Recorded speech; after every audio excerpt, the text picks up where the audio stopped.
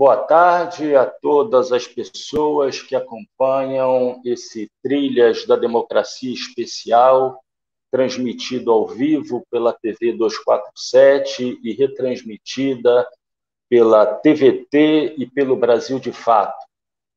São 12 horas e 36 minutos, horário de Brasília, e nós temos o enorme prazer de receber hoje para uma entrevista sobre o lawfare na América Latina, o ex-presidente do Equador, Rafael Correa. Presidente, seja muito bem-vindo ao Trilhas da Democracia. Muito obrigado, Marcos. Bom dia, Brasil. Ojalá entiendan mi español, porque no hablo portugués, lo entiendo algo. Y el presidente Lula sí le entendía todo, ¿no? Porque Lula tiene tal carisma que incluso sin hablar expresa ideas. Presidente Correa, são muitas as analogias, as similaridades existentes entre as perseguições sofridas pelo senhor, pelo ex-presidente Lula, pelo ex-presidente Evo Morales, só para ficarmos nesses três casos na América Latina, e que se enquadram naquilo que passou a ser chamado de lawfare, a perseguição aos adversários políticos, aos inimigos políticos por meio do judiciário. Eu lhe pediria que fizesse, nesse primeiro momento da entrevista, uma análise geral, uma análise global sobre esse processo no continente sul-americano, mas também que apontasse as especificidades, as particularidades do lawfare no Equador, que incidiu diretamente sobre a sua pessoa e de seus assessores, e que teve um momento de inflexão com a concessão de asilo político ao senhor pelo governo belga no dia 15 de abril passado. Por favor, presidente. Muito obrigado. Marco, como usted ha dicho, hay muchas similitudes. Y en América Latina, sobre todo en Sudamérica, no hay casualidades.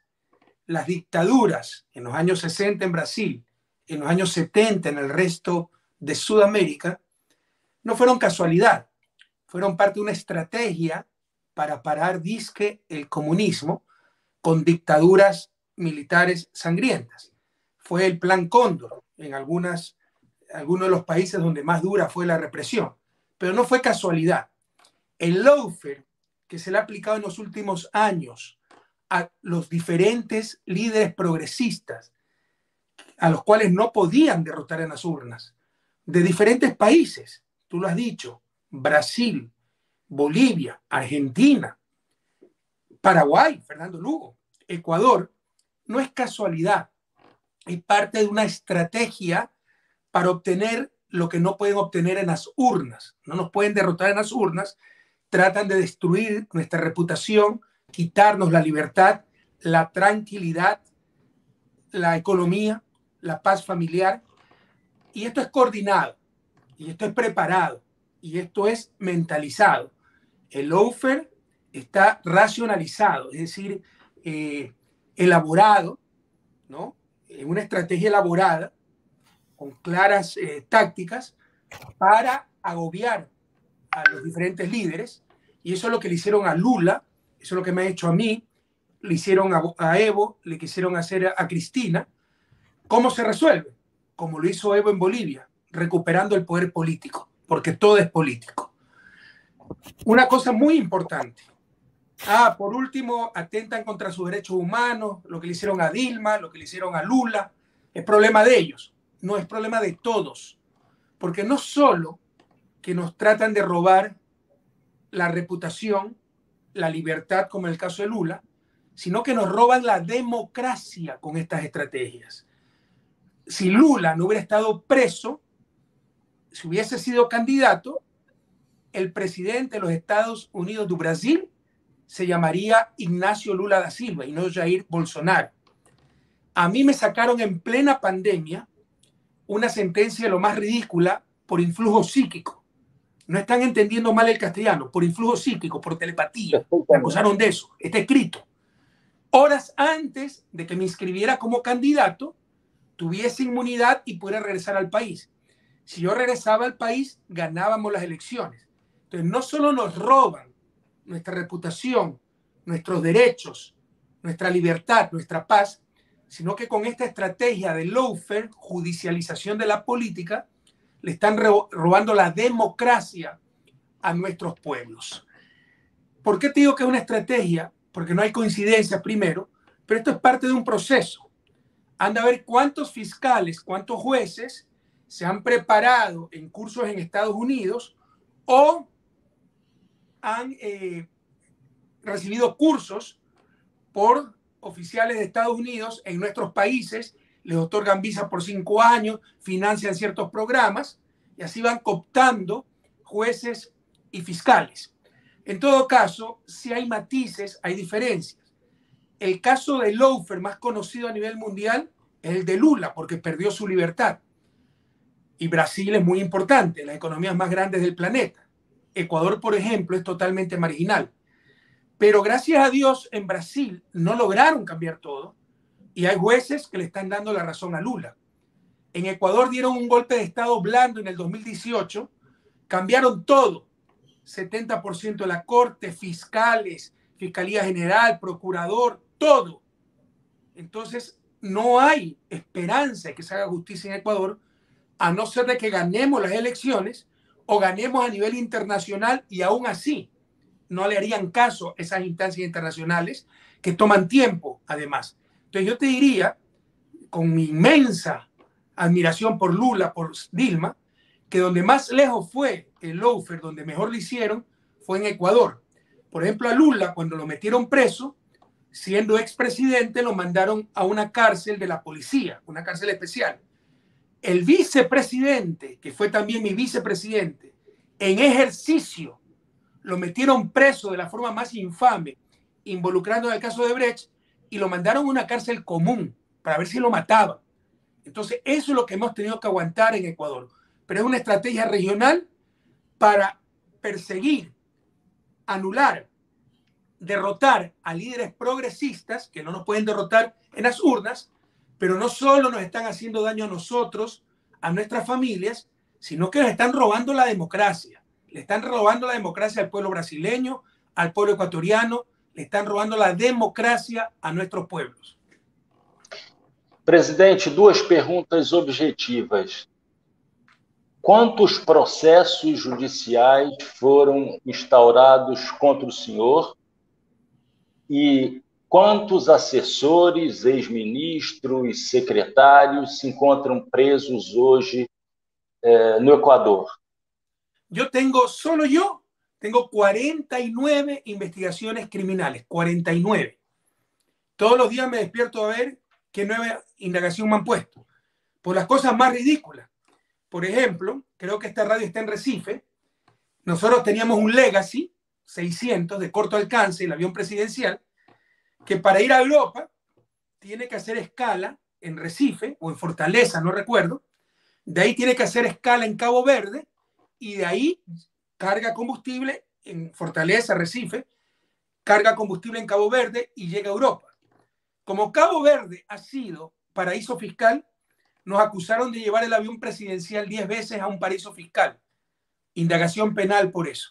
Y tienes que gastar en abogados, tienes que dar testimonio, tienes que defenderte e involucrar al propio presidente, como si el presidente es el que pilotee el avión. O sea, están entendiendo bien el castellano. No están entendiendo mal, es lo que les estoy diciendo. Así de increíble, de ridícula ha sido la persecución en Ecuador, pero como es un país marginal, el mundo ni siquiera se ha enterado y nos han hecho pedazos el Estado de Derecho y la democracia. Yo te diría que ningún funcionario alto de mi gobierno ha salido exento de esto. Todos tienen juicios penales, hay centenas, civiles, administrativos, glosas, miles. Yo tengo como $90 millones en multas. entre ellas por mal uso del avión presidencial, por lo que les digo. Entonces todos han sido perseguidos. Hay muchos que han buscado asilo en México, ahí tenemos unos 12 funcionarios, ¿no? En otros países, Venezuela, Argentina, en Bélgica, quien le habla, y el asilo político en Bélgica, que se da en el marco del Convenio de Ginebra de 1951, no es lo mismo que el Convenio de Caracas de 1954, donde los países latinoamericanos pueden dar, de acuerdo a ese convenio, asilo por cualquier razón. El Convenio de Ginebra te dice por qué tienes que dar asilo, y uno de ellos es, bueno, religión, nacionalidad o persecución política. Entonces, el asilo político de un país como Bélgica, de los países más institucionalizados y transparentes del mundo, con Bruselas, capital de Europa, lo que les está diciendo a estos canallas es que los corruptos siempre fueron ellos, que Correa no es corrupto, es perseguido político, pero no pasa nada en Ecuador. ¿Quiénes siguen presos? Si yo estuviera en Ecuador estaría preso. Gracias a Dios, al dejar la presidencia, como había anunciado, no me presenté a la reelección, vine a vivir a Bélgica, habíamos vivido 25 años con mi familia en Ecuador y mi esposa era belga. Mis hijas estaban estudiando en Francia y quería unir a la familia. Y desde aquí me he defendido bajo la jurisdicción del Estado belga y les he ganado todo. Pero si hubiese estado en Ecuador, estaría recontrapreso y tal vez ya sin vida, muerto, porque eso es lo que buscaba. Metieron preso al vicepresidente 4 años y medio. Le acaban de otorgar habeas corpus por su estado de salud. Pero hay una presión brutal y muy probablemente en apelación los jueces lo vuelvan a meter preso. A él lo condenaron con un código anterior, le tocaba ya prelibertad hace 15 meses con ese código. Para no darle la prelibertad le aplican el código actual. Ese nivel de barbaridad se llega ante la indiferencia del mundo. Mi secretario jurídico se encuentra preso por el mismo caso en que me involucraron a mí, sin ninguna prueba. Es que no existe delito, todo es un montaje de inteligencia para perseguirnos. Mi secretario de inteligencia se encuentra preso por un falso secuestro, donde ya el policía que nos involucró confesó que lo habían presionado para involucrarnos, si no lo mandaban 9 años preso a él. Y pese a eso sigue ese caso. Mi ministra de Transporte se encuentra asilada en la Embajada de Argentina por el mismo caso que se llama soborno, en el que me involucraron a mí. Entonces, son las 4 personas, te diría, que perdieron la libertad y se encuentran en Ecuador. Jorge Glass, vicepresidente, Alexis Mera, secretario jurídico, María Duarte en la Embajada de Argentina y Pablo Romero en una cárcel, ex jefe de inteligencia. Sin embargo, hubo presos, estuvieron 3, 4 meses presos, incluso compañeros de Elección Popular que venían de ganar elecciones. Para perseguirlos los acusaron de cualquier cosa, por ejemplo, por las protestas de octubre de 2019, de incitar a la rebelión, y los metieron presos, pero ellos ya salieron. Presidente Rafael Correa, acaba de entrar na sala o jornalista chileno, diretamente de Santiago do Chile, Franco Lopes. Seja bem-vindo, Franco. Passo a palavra a você para fazer uma pergunta ao presidente Correa. Por favor, Franco, seja bem-vindo. Obrigado, Marco. Presidente, quería saludarlo, agradezco enormemente poder contar con su presencia. Tengo que decir que usted es parte de esta ola de presidentes que nos hicieron soñar, como Hugo Chávez, Evo Morales, el mismo presidente Lula, y yo lo escuchaba atentamente cuando usted hablaba de Estados Unidos. Aquí en Brasil, allá en Brasil, perdón, el ex juez Sergio Moro fue también parte de estos profesionales que fueron a Estados Unidos, que fueron formados, que fueron financiados y que de cierta manera forman parte, como ya lo decía Marco, del lawfare como nueva forma de combatir la democracia. Ya no son los tanques, ya no son la dictadura, ya no nos pueden torturar ni desaparecer, pero usan estas formas de combatir, y usted lo sabe muy bien porque usted estuvo en Estados Unidos, estudió, además es un académico. Recuerdo que alguna vez parafraseó a Martí, diciendo que conoce el monstruo desde las entrañas, y yo quería por favor que pudiéramos profundizar un poco en esto, en esta nueva dinámica y la figura lamentable de un juez de la República que se presta para esto, como es Sergio Moro. Tú lo has dicho, Franco. Primero un gran abrazo y saludos a Chile. Tú lo has dicho. O sea, Moro, mira, no conocía de esto, pero estoy casi seguro que Moro fue preparado en los Estados Unidos. la fiscal que pusieron en Ecuador después del golpe de Estado que dieron, con una consulta mañosa, donde se declararon con patente de corso para cambiar todas las autoridades del Estado, cambiaron cerca de 150 autoridades, dice que hicieron un concurso después, esta señora fue la que peor examen sacó, pero por su vinculación con la Embajada de Estados Unidos y su odio hacia nosotros, la nombraron fiscal. Pero es evidente, esa señora se reporta a la Embajada de Estados Unidos, la financia la Embajada de Estados Unidos. Y así te puedo nombrar muchos otros casos. Entonces, lo que te decía, yo quiero mucho a los Estados Unidos. Sí, conozco sus contradicciones, sobre todo en política exterior, pero en general es un gran pueblo, con una política exterior muy criticable, pero un gran pueblo, ¿ya?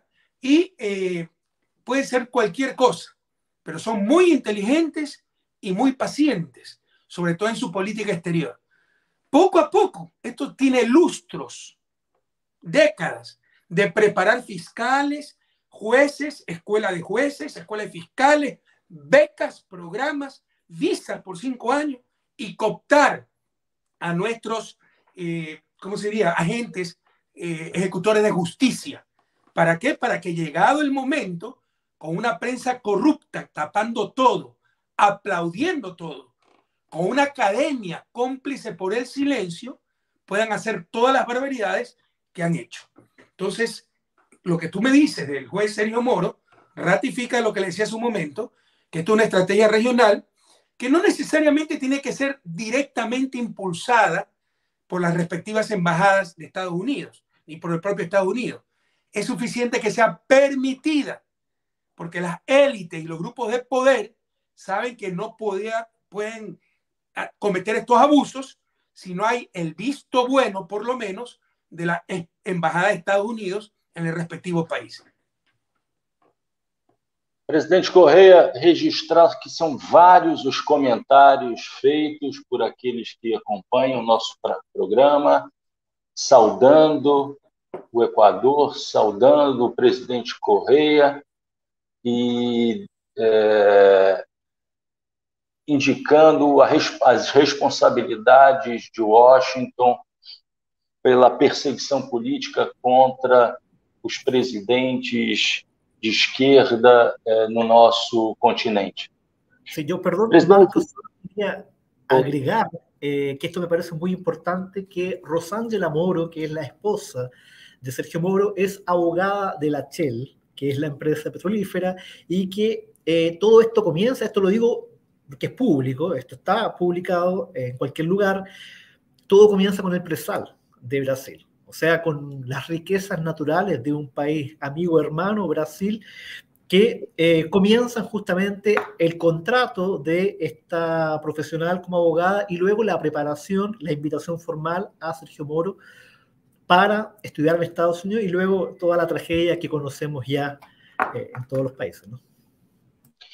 Presidente Correia, a minha segunda pergunta converge com uma pergunta que me foi encaminhada ao Trilhas da Democracia pela equipe de jornalismo da TVT, TV dos Trabalhadores, e da Rádio Brasil Atual.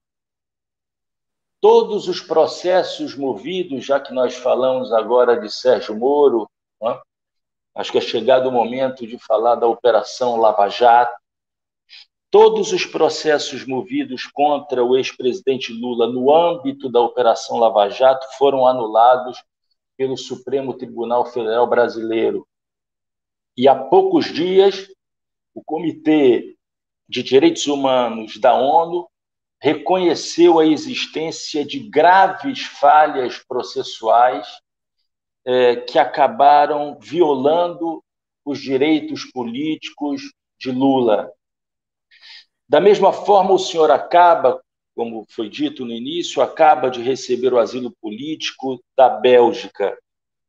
Eu perguntaria qual a importância dessas decisões na luta contra o lawfare na América do Sul e se o senhor acredita que o seu caso poderia seguir o mesmo caminho, ou seja, um caminho que bata as portas da Comissão de Direitos Humanos da ONU e que tenham um impacto internacional sobre as injustiças, as violações de direitos implementadas contra o senhor e todo o grupo político que gira em torno do presidente Rafael Correa. Por favor, presidente.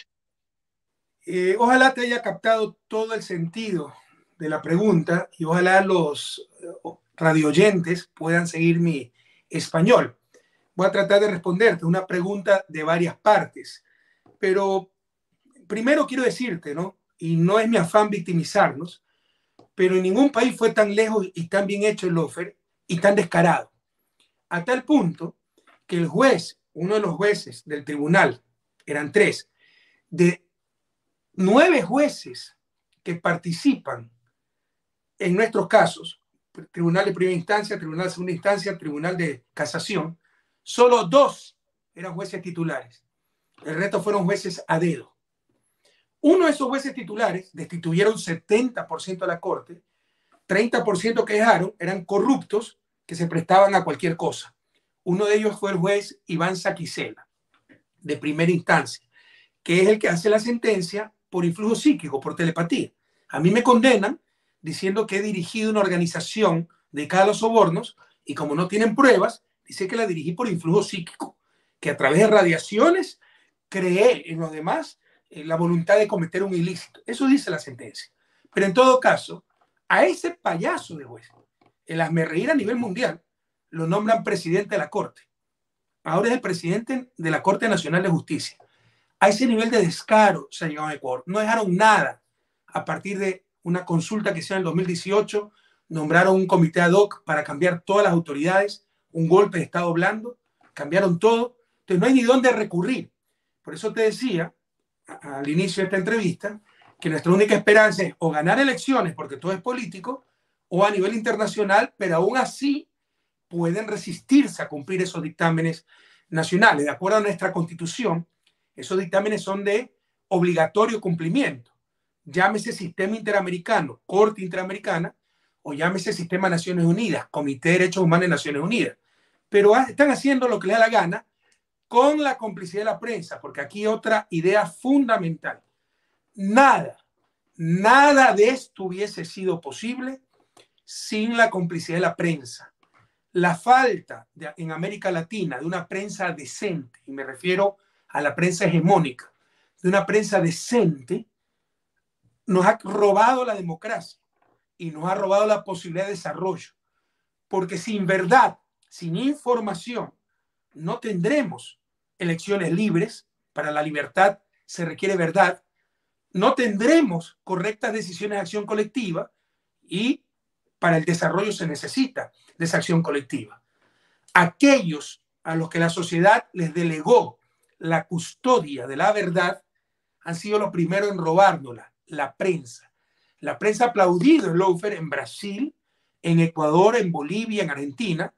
Los partidos de izquierda no enfrentamos a los partidos de derecha, enfrentamos a sus medios de comunicación, los nuevos instrumentos para defender el status quo, además con una doble moral impresionante, ¿no? Y a nivel internacional también. También aquí hay un problema de prensa internacional, pero nada que ver con la prensa latinoamericana. Por ejemplo, fue un escándalo mundial que Daniel Ortega metió preso a potenciales candidatos a la presidencia antes de las elecciones. Pues eso es lo que hicieron en Ecuador. Me sacaron una sentencia horas antes de inscribirme como candidato y ni siquiera lo publicaron. No hay problema, porque es contra Correa, es contra la izquierda. Entonces también hay una gran doble moral en todo esto. Yo creo, dada la debilidad de nuestras democracias, primero que la solución pasa, si queremos tener verdadera democracia, antes incluso que la justicia, porque la justicia se somete a los titulares de los medios de comunicación. Han cambiado el Estado de Derecho por el Estado de opinión. Ya no tenemos democracias populares, sino democracias, mediocracias de los medios de comunicación. Son los que legislan, condenan, gobiernan. Y eso no es democracia. Yo creo que el primer paso, tenemos que lograr un consenso a nivel continental, al menos latinoamericano y sudamericano especialmente, de poner límites a estos abusos de la prensa, lograr que se ejerza un verdadero periodismo, por ejemplo, estableciendo la verdad como derecho humano. Me parece que Franco es especialista en derechos humanos, o tú, Marco, poniendo la verdad como derecho humano. ¿Sabes lo que es que nos roben la verdad? El político que nos roba la verdad, el maestro que nos roba la verdad, el periodista que nos roba la verdad. Nos está quitando la posibilidad de decidir. Nos está robando algo súper importante. La capacidad de salir de su desarrollo, la capacidad de votar adecuadamente. Entonces, tenemos que tomar medidas para que cese este encubrimiento, esta manipulación permanente de la prensa. Resuelve ese problema y se resuelven muchos otros problemas. Pero siguiente es tener sistemas judiciales que funcionen de mejor manera. Sin embargo, se han aplicado todas las maneras. Yo creo que tenemos jueces honestos en Ecuador, pero no tenemos jueces heroicos. Bajo estas circunstancias, necesitan jueces heroicos que estén dispuestos a jugarse el puesto hasta la vida por hacer lo correcto. Y eso sí no tenemos. Frente a esas falencias, sí se necesitan superestructuras regionales. Se necesita mucha más agilidad de sistemas de justicia interamericanos y básicamente latinoamericanos, imparciales, no politizados, que verifiquen los rompimientos del Estado de Derecho y rompimiento a los derechos humanos. Me dirán, si existe el sistema interamericano de derechos humanos. Sí, la Comisión Interamericana con sede en Washington, fundamentada en el Pacto de San José, que no está ratificado por los Estados Unidos. Esa es la contradicción de nuestro sistema interamericano y está totalmente politizado, cooptado por la CIP, el gremio, el sindicato de los propietarios de medios de comunicación, y por la industria de derechos humanos, porque hay gente que ha hecho de los derechos humanos un negocio. Necesitamos un nuevo sistema latinoamericano que realmente funcione y a tiempo, porque el otro problema es que el sistema interamericano se demora en promedio 15, 20 años para resolver un caso. Justicia que tarda ya no es justicia. Está el sistema de Naciones Unidas, pero tiene mucha menos potencia a nivel de vinculación. Podríamos hacerlo para todos los países más vinculantes, ese sistema de Naciones Unidas, básicamente el Comité de Derechos Humanos. Pero sí temo que dada la debilidad institucional de nuestros países y los abusos que se cometen, que con una prensa ausente o abiertamente cómplice, son abusos que nos roban la democracia, la libertad, nos roban todo, se requiere un sistema regional que sería, todos nos sometamos a ese sistema ágil, muy técnico, imparcial, realmente imparcial, ¿no? Que vele por la justicia y el Estado de Derecho. Franco, mais uma pergunta, por favor, presidente Correa. Sí. Presidente, yo quería preguntarle, durante los años que ustedes gobernaron, principalmente Venezuela, Bolivia, Brasil, Ecuador, derrotaron el analfabetismo y también la desnutrición. Esos son datos públicos, lo dice la FAO, lo dice la UNESCO, lo dice la Organización Mundial de la Salud.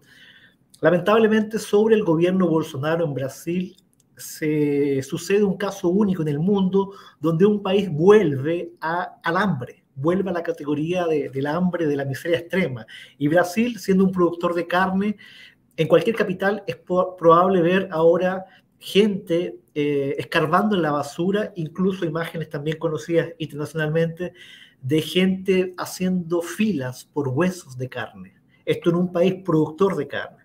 Al mismo tiempo, de manera más o menos increíble, el porcentaje de Bolsonaro, de apoyo a Bolsonaro, se mantiene en un 30%, que lo considera óptimo, y un 20% que lo considera regular. O sea, existe un riesgo de que la disputa con el expresidente Lula sea realmente álgida. Yo quería preguntarle cómo es posible que podamos explicar esto en un pueblo que ha sufrido tanto. Si usted tiene alguna idea que pase por algo sociológico, de historia o algún otro factor. Sí, voy a decir cosas que no son políticamente correctas y no nos gusta escuchar, pero son ciertas.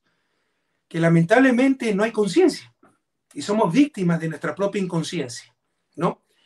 Y que tiene conciencia de clase en América Latina no es la clase trabajadora, no son los pobres, son las élites, que cuando ven en peligro sus privilegios se unen monolíticamente, tienen contradicciones internas, pero la superan para aniquilar al que desafía el sistema y luego pues sí resuelven sus disputas internas. Eso es lo que hicieron contra Lula, unirse contra Dilma, contra nosotros, contra Evo, etcétera, ¿no? Entonces, y la gente, pese a que vio el buen vivir, tú diste algunos indicadores de los avances en América Latina y América del Sur sobre todo.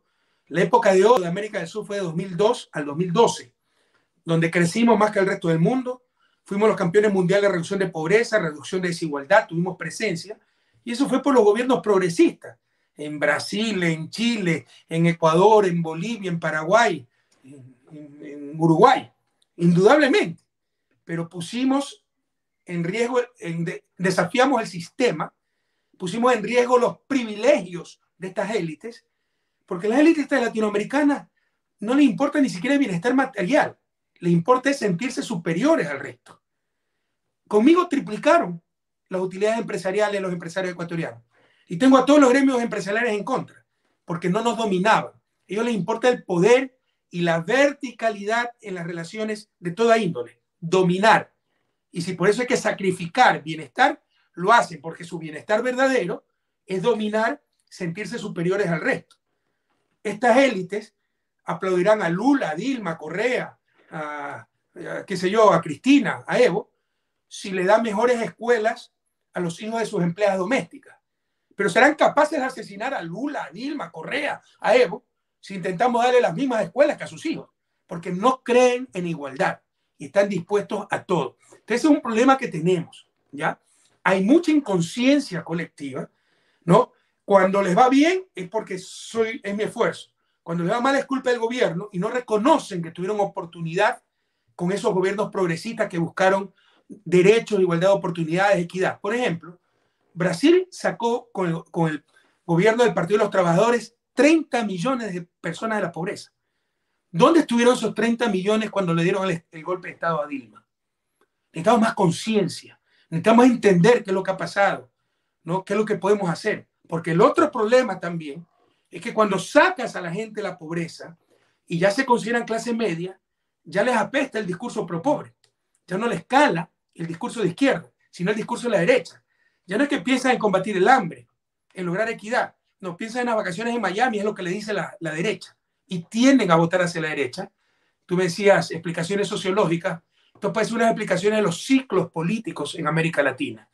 Viene un gobierno progresista, disminuye pobreza, aumenta clase media, pero su éxito, son víctimas de su éxito. Su éxito es su fracaso, porque esa gente que sacas de la pobreza ya no simpatiza con el discurso de izquierda, sino con el discurso de derecha. Y votan por la derecha hasta que se pauperizan y vuelven a la situación de antes y ya acogen de mejor medida, en mayor medida, el discurso de la izquierda. Entonces, lamentablemente te digo, perdemos las conquistas sociales, nunca se vuelve al punto inicial, pero sí retrocedemos mucho. Lo que ha pasado en Brasil, que es lo mismo que pasa en Ecuador, hay hambre, mendicidad, aumentó la pobreza extrema, ¿no? Y el que todavía no cae en eso no es mi problema. Y después se queja de la inseguridad. La principal fuente de inseguridad es la miseria, la falta de empleo. No se dan cuenta que para vivir mejor ellos, tienen que vivir mejor el resto. Que por el bien de todos, primero los pobres, incluso los ricos de América Latina, en sus barrios cercados de lujo, tendrán que construir cada vez cerca más altas si no hacen vivir mejor al resto. No podrán sus hijos, por joyas, dinero que tengan, carrazos, salir tranquilos. Que entiendan que incluso por egoísmo, si no es por virtud, si no es por valores, si no es por solidaridad, por su propio bienestar, por egoísmo, tienen que hacer vivir mejor al resto para que todos vivamos mejor. Pero bueno, ya pedirle eso a las élites latinoamericanas es mucho. Pero lamentablemente esa conciencia ni siquiera queda en las clases populares. Viene un gobierno que da mejor educación, salud, obra pública, reduce desigualdad, seguridad. Vienen los cantos de sirena a la derecha cuando mejoran un poquito su condición material y votan por la derecha. O no se comprometen a defender ese gobierno. Y no buscan la verdad. Buscan justificar su odio. Me cae mal Lula, entonces me convenzo que es corrupto, así sea lo más ridículo. Me cae mal Correa, entonces me convenzo que lo di hace 10 años, porque 10 años después lo condenaron por telepatía. Entonces no buscamos ya la verdad, no buscamos informarnos, buscamos tan solo justificar nuestros odios, justificar nuestros prejuicios. Lo que te decía hace un momento, ¿no? Inconsciencia colectiva. Mientras no tengamos conciencia colectiva de nuestra realidad, de dónde estamos 200 años en su desarrollo, de qué es lo que tenemos que hacer para salir juntos, bueno, vendrán gobiernos progresistas, haremos algo, pero podrá perderse ese algo. Y también es parte de nuestra responsabilidad, pero no totalmente nuestra. También es responsabilidad de cada ciudadano, sobre todo los pobres, si quieren salir de la pobreza, esa clase media, si quieren mantenerse como clase media, tomar conciencia de las políticas adecuadas para países como América Latina y apoyar los procesos que les dieron tanto beneficio, que les dieron tanto bienestar. Presidente Correa, eu faria duas perguntas. A primeira pergunta converge também com uma pergunta encaminhada pelos jornalistas da rádio e do jornal Brasil de Fato. E a segunda se refere a uma recente entrevista dada pelo senhor ao sociólogo, professor Atílio Boron, argentino.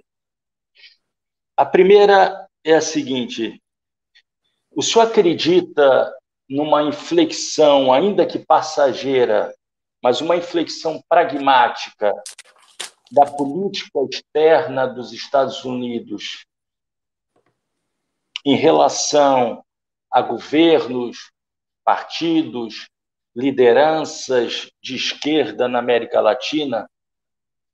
Eu penso nos acordos que foram feitos entre o governo venezuelano e o governo dos Estados Unidos em relação ao petróleo, mas penso também na capa da revista Times, e a capa da revista Times não é construída de uma maneira autônoma em relação ao Departamento de Estado norte-americano, a capa da revista Times com a foto do presidente Lula em pose presidencial, uma matéria muito simpática em relação a ele. Então, a primeira pergunta é: o senhor acredita numa inflexão pragmática dos Estados Unidos em relação a governos, lideranças de esquerda na América Latina? A segunda: imaginando um contexto, uma conjuntura política no nosso continente, caracterizada pelo governo de Alberto Fernandes na Argentina, de Luiz Arce na Bolívia, de Gabriel Boric no Chile. Penso na quase vitória de André Arauz no Equador, lembrando que chega a 70% de reprovação do atual presidente do Equador, Guillermo Lasso. Uma possível vitória do ex-presidente Lula nas próximas eleições e de Gustavo Petro na Colômbia. Pensando nessa conjuntura de uma nova onda vermelha no continente sul-americano, seria possível um conjunto de medidas que avançasse sobre os meios de comunicação de massa, a mídia corporativa, e também sobre a estrutura do Lofer? Ok, muchas gracias. Mira, la política exterior de Estados Unidos es política de Estado. No es que cambia con Trump, con Biden. Hay matices. Biden no es Trump. Biden es un tipo político profesional, con principios, con valores, con visión. Puede haber grandes cambios al interior. Yo he vivido en Estados Unidos, como tú dijiste. Pero la política exterior es casi inmutable. Y ahí y es torpe, cometen la misma torpeza. Yo te dije hace un momento que los gringos son pacientes y muy inteligentes, pero esto es una contradicción. En su política exterior se vuelven torpes. La misma torpeza que nuestras élites, que no entienden que para vivir mejor ellos, debe vivir mejor el resto. Entonces, para controlar a América Latina, su patio trasero, y no debemos victimizarnos, porque la primera pregunta que tenemos que hacer los latinoamericanos, es por qué somos nosotros el patio trasero y no son ellos. Cuando empezamos nuestras vidas republicanas casi al mismo tiempo. Algo hicimos mal y debemos hacernos esa autocrítica. Pero en todo caso, tienen terror de que el patio trasero se les vaya a las manos y cometen unos abusos, invasiones, injerencias torpes. Porque qué mejor para ellos que le vaya bien a América Latina. Y con un modelo que de acuerdo con ellos le ha funcionado a Estados Unidos y no está así. Revisen la historia. El país más proteccionista de la historia es Estados Unidos, entre otras muchas cosas. Para desarrollarse en el siglo XIX, Estados Unidos aplicó lo que se llama la escuela americana, ¿no? O el sistema nacional, muy parecido al estructuralismo que se trató de aplicar un siglo después en América Latina. Entonces, pero bueno, le funciona a ellos el sistema, pero tal vez no funciona en América Latina. Y lo importante es que mejore la calidad de vida de América Latina para ellos mismos evitarse problemas, como el problema de la migración, que los tiene desesperados, ¿no? Pero no ven, no tienen esa visión. Y si vienen líderes populares, autónomos, que quieren tener presencia independiente de la región a nivel interamericano, por ejemplo en la OEA, no ser simples siervos, y a nivel mundial, los ven como enemigos, ¿no? Yo me formé en Estados Unidos. ¿Por qué voy a odiar a Estados Unidos? Pero como queremos hacer políticas nacionales, soberanas, dignas, nos ven como enemigos.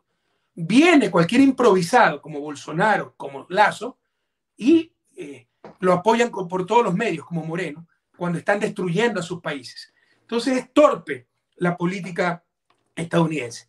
Lo que sí es muy pragmática, y de eso debemos aprender los latinoamericanos, que somos los campeones en idealismo, y está bien tener principios, ética, valores, por supuesto, pero no carguemos responsabilidades que no nos corresponden, como por ejemplo no tocar ciertos recursos naturales para evitar la contaminación, cuando América Latina de lejos es de los no es un contaminador fundamental en el mundo, somos contaminadores marginales, y como dice Naciones Unidas, las emisiones, la contaminación son responsabilidades compartidas pero diferenciadas.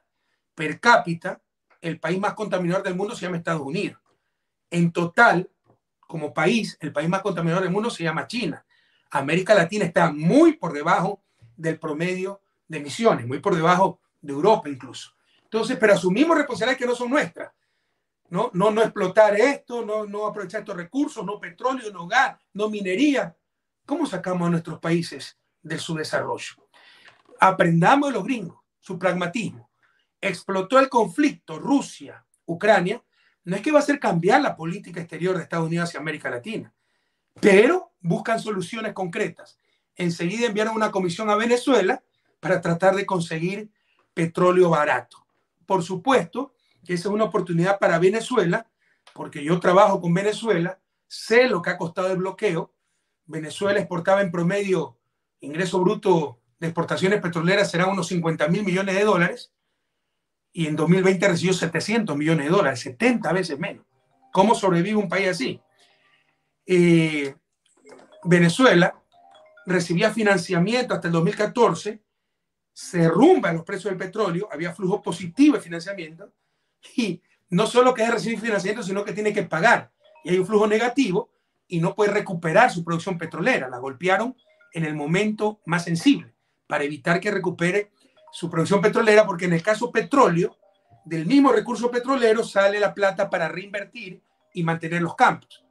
Cae el precio del petróleo, se recupera después un poco, hay que buscar financiamiento para recuperar producción, y a Venezuela no se lo dan y la obligan a pagar. Entonces, es una oportunidad para que Venezuela se recupere un poco de las consecuencias terribles de bloqueo. Pero en todo caso, aquí la idea, también son pragmáticos los gringos, ¿no? Y si tienen petróleo caro por el conflicto Rusia-Ucrania, van a buscar petróleo barato, así tengan que hablar con Venezuela. No creo que sea una inflexión en la política extranjera, y que la carátula del presidente Lula en Times, el presidente Lula es una persona a nivel mundial. Yo vivo en Bruselas, o muy cerca, lo fui a ver en el Europarlamento. Es impresionante cómo lo recibieron en el Europarlamento, y en plena pandemia repleto el Europarlamento. De una figura mundial. No creo que eso refleje una inflexión en la política exterior. Ojalá, para que tenga una política sobre todo hacia América Latina más inteligente, no vean a los gobiernos progresistas como peligro, sino como una oportunidad de que América Latina viva mejor y con eso van a tener menos problemas ellos también. ¿Qué peligro puede representar Cuba para Estados Unidos? Y el bloqueo tiene 60 años. ¿Qué peligro representa Venezuela para Estados Unidos? Entonces ya son caprichos. Ojalá, bueno, yo no creo que haya una inflexión.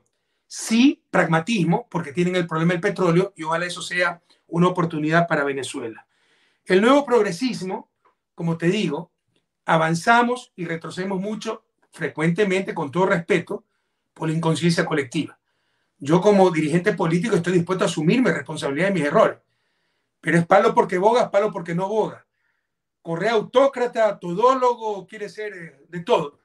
Y cuando faltó algo de hacer, por ejemplo, crear conciencia de clase, es que culpa de Correa, culpa de Lula, pónganse de acuerdo. Pues. O sea, por un lado, nos acusan de querer hacer todo y por otro lado nos acusan de no haber hecho todo. Pongámonos de acuerdo. No todo es responsabilidad de dirigentes políticos. Hay responsabilidad de cada ciudadano y una de esas responsabilidades es informarse, formarse, adquirir conciencia para no ser víctimas de sus victimarios de siempre. No podemos hacer todo los dirigentes políticos. Pero en todo caso, yo creo que esa nueva izquierda va a tener problemas porque enfrenta una derecha armada. Ya lo cogimos desprevenidos, aturdidos. Del 2002 al 2014 se hicieron grandes cambios. Pero ya superaron ese aturdimiento, ya tienen coordinación, discurso, están dispuestos a todo, como el golpe de Estado a Dilma en el 2015, como el golpe de Estado en el 2019 a Evo Morales, como el lawfare, etc. Están, por las buenas o por las malas, están dispuestos a todo. Entonces, esas nuevas izquierdas, que yo creo que son un poco más light, con todo respeto, ¿no? Van a encontrar más obstáculos más fuertes y deben ser muy sagaces. Y, por ejemplo, no escucho que identifiquen adecuadamente al adversario y, como canta Silvio Rodríguez, asumir al enemigo, que son los medios de comunicación de la derecha. Por ejemplo, eso no hablan. Quieren quedar bien con el establishment y te hablan de libertad de expresión. ¿Qué libertad de expresión es lo que tenemos en América Latina? Tenemos libertad de manipulación. La libertad de expresión es mentir, es decir la verdad. Y están mintiendo, eso no es libertad de expresión. Pero no te critican eso, para que no digan que son autoritarios, que son como los de antes, un poco lo que como nos dividían a nosotros, ¿no? Entre la izquierda vegetariana y la izquierda carnívora, ¿no? Entonces, los carnívoros, la izquierda carnívora era Hugo Chávez, Rafael Correa, Evo Morales, la vegetariana era Pepe Mujica, ¿ya? Entonces, como que si quieren quedar bien con el establishment, y lamentablemente así no se van a poder cambiar las cosas si no saben identificar adecuadamente los problemas, los adversarios y hablar claramente. Con respecto a los medios de comunicación, que descaradamente reconocen como el Mercurio de Chile, que participaron del golpe de Estado contra Allende, y no pasa nada, porque son medios de comunicación intocables. No es atentar contra la libertad de prensa, no, es criticar esos negocios dedicados a la comunicación. Una cosa es la libertad de prensa que todos buscamos, otra cosa son esos negocios corruptos dedicados a la comunicación, que ni siquiera comunican, manipulan, ¿no? Entonces, yo creo que se necesita una confrontación, hablar más claro sobre ese problema tan grave y, por supuesto, también sobre el lawfare, que incluye el problema mediático e incluye las debilidades de nuestros sistemas judiciales. Presidente Correa, há tempo da última pergunta de Franco Lopes. Sí. Presidente, yo me acordaba de una analogía que usted hizo del síndrome de la Doña Florinda. Dona Florinda en portugués, Mãe do Quique. Que es muy simpático para poder entender un poco este ciclo, ¿no? de pobreza. Yo quería preguntar, más que el análisis puntual de cada uno, entendiendo que cada uno tiene matices y que, como usted dijo también, algunos serán carnívoros, otros vegetarianos y tal vez algunos veganos, pero hay una voluntad y tal vez hay una esperanza, me atrevo a decirlo como un pesquisador humilde de América Latina, en grande parte de estos países, por lo menos en Bolivia, Argentina, en Chile hay una nueva constitución que se está trabajando con todo el aparato comunicacional en contra también, con la esperanza también de Castillo en Perú. Yo quería profundizar un poco más y claro, fuertemente en Brasil con la probable elección del presidente Lula. Más que un análisis, entendiendo que, como dije, cada uno de estos proyectos tiene matices, quería preguntarle, tal vez para aquellos que creemos en un mundo diferente, cuáles serían nuestras tareas, entendiendo que sabemos cuáles son los enemigos, pero cómo podemos intentar avanzar y, digamos, trascender con estos proyectos. A partir de cada uno, cuál es la labor del ciudadano de a pie, cómo poder fortalecer estos proyectos en los cuales creemos en mayor o menor medida. Primero una aclaración, ¿no? La analogía con doña Florinda, el programa mexicano El Chavo del Ocho, Chespirito, que para mí era un genio, ¿no? El cómico, no es mía, es de un autor argentino, Rafael Tom, un folleto que se llama El Síndrome de doña Florinda, y recoge muy bien lo que te decía, el problema de la izquierda, víctima de su propio éxito, que ya cuando sacas a alguien de la pobreza, se vuelve clase media, se cree superior a los demás. El caso de doña Florinda, que vive en un vecindario pobre, pero como viuda tiene una pensión, tiene un nivel de vida un poco superior, entonces ya engría a su malcriado hijo Kiko, le llama chusma al resto, maltrata al pobre obrero don Ramón y trata de ser amiga del capitalista compasivo, el señor Barriga.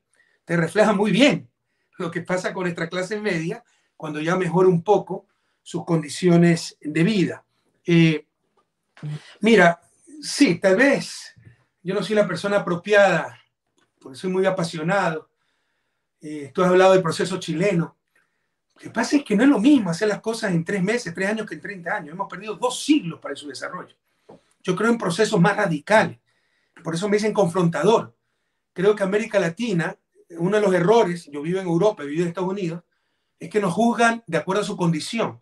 No cuando tenían ellos nuestro nivel de desarrollo, y en promedio, América Latina hay países que tienen el nivel de PIB per cápita de Estados Unidos en 1918, entre ellos Ecuador. Hay que ver lo que hacía Estados Unidos en 1918, no hay que ver lo que hacía ahora. O cuando tenían similares problemas a los nuestros. Yo creo que un marco de análisis mucho más cercano a la realidad latinoamericana no es el Estados Unidos de ahora o Europa de ahora, donde las democracias del consenso, porque el sistema le ha funcionado, porque razonablemente todo el mundo vive bien, sino es Estados Unidos del siglo XIX, con un Abraham Lincoln jugándose la vida para acabar con la esclavitud. Porque tenemos esclavos modernos en América Latina. Los trabajadores explotados, los trabajadores informales, las empleadas domésticas, los agricultores de subsistencia, incluso esclavitud prácticamente todavía en los sin tierra de Brasil y tantos casos más. Entonces es más cercano a esa realidad. Yo les pregunto, ¿Abraham Lincoln podía consensuar con los esclavistas? No, tuvo que tomar decisiones. Eso le costó una guerra que si la perdía, hoy es considerado el mejor presidente de la historia de Estados Unidos, sería considerado el peor y tendríamos 2 Estados Unidos, ¿no? Y después le costó hasta su propia vida. Pero si quieres cambiar, tienes que arriesgar y tienes que tomar decisiones.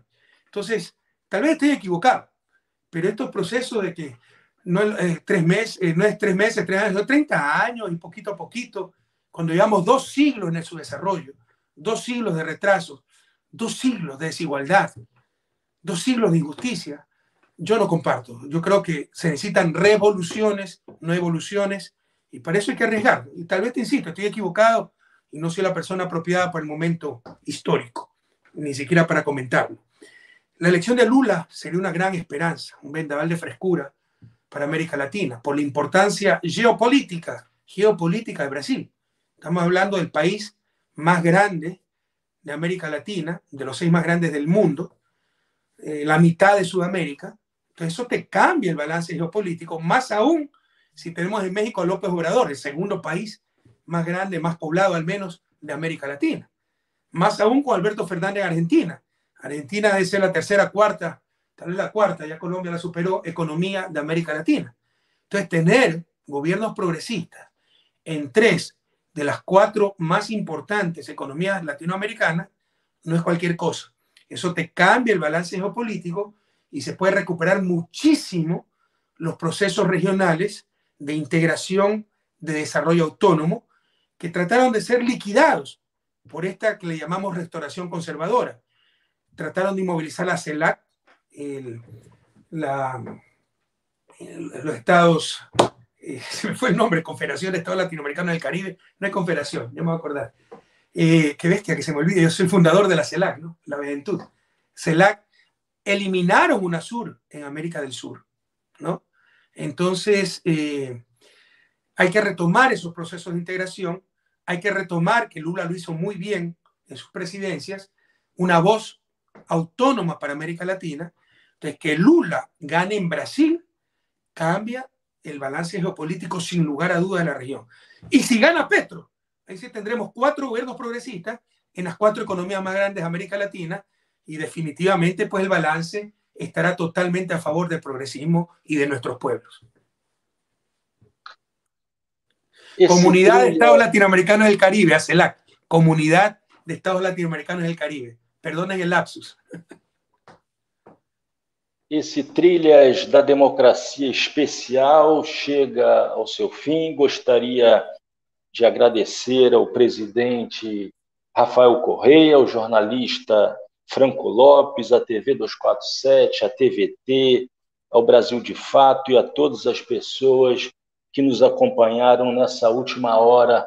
Eu pediria, por fim, presidente, uma saudação final, uma mensagem final de incentivo a todos e todas que lutaremos até 2 de outubro pela eleição de Luiz Inácio Lula da Silva. Por favor, presidente. Mira, me da la oportunidad para contestar la última parte de la pregunta de Franco que no la contesté, ¿qué puede hacer cada uno? Yo soy un ciudadano más, un compañero más, tengo una humilde opinión, pero no soy sumo sacerdote, ni mucho menos. Primero agradecerte, Marco, por esta entrevista. No es fácil hablarle a Brasil por la diferencia lingüística, pero Brasil es nuestro gigante, ¿no? Donde va Brasil, va Sudamérica y tal vez América Latina. Por eso es tan importante que Lula gane en Brasil. Así que muito obrigado, un gran abrazo al pueblo brasileño, todos los parabienes, ¿no? En todo caso, ¿qué puede hacer cada uno? Somos dueños de nuestro destino. Tenemos que tomar conciencia. ¿Qué nos ha fallado? ¿Por qué seguimos en su desarrollo? ¿Por qué al norte del Río Grande se desarrollaron y al sur no? Y parte del problema, esa falta de toma de conciencia, ¿no? No sabemos tener acción colectiva permanente en el tiempo en función de nuestros intereses. Nos dejamos manipular y toma en función de intereses de los más ricos. Por ejemplo, un lugar común en América Latina es que hay demasiados impuestos. Y eso te lo dice el pobre que no paga impuestos. América Latina es de las regiones de más bajos impuestos del planeta, ¿no? Pero defienden los intereses de la clase dominante. O con el neoliberalismo, que la competencia, el individualismo. ¿Qué país se ha desarrollado así? La mano invisible de Adam Smith, tan invisible que nadie la ha visto, pero peor, en uno de los continentes más desiguales del planeta, porque una de las claves para la mano invisible, para que el mercado funcione, es la competencia, y para eso se necesita equilibrio de fuerzas, que es lo que menos hay en América Latina. Tenemos que tomar conciencia, saber tener voluntad de cambio y capacidad de cambio. No basta querer, decía Rabindranath Tagore, poeta hindú que le puso Mahatma, alma grande a Gandhi. No basta querer, hay que saber el camino y saber organizarnos, saber defender nuestras conquistas, saber votar, saber decidir, saber tener pensamiento crítico para no dejarnos engañar por la manipulación de los medios de comunicación, por los discursos de las élites, por los discursos de los países hegemónicos que tengan la seguridad que están defendiendo sus propios intereses y no están defendiendo el bien común. La única legitimidad de la autoridad, del poder político, es el bien común. Todos a defender el bien común. No, yo defiendo solo mi bien individual. Si el otro no vive bien, todos viviremos mal. A defender el bien común. Es la reflexión que les dejo. Com essas sábias palavras, nós encerramos esse Trilhas da Democracia. Nós voltaremos ao nosso horário normal, domingo, às 15 horas, sempre às 15 horas, para uma série de 6 programas sobre o aparelho repressivo construído pela ditadura militar de 1964. Até lá. Um grande abraço a todos e todas. Obrigado.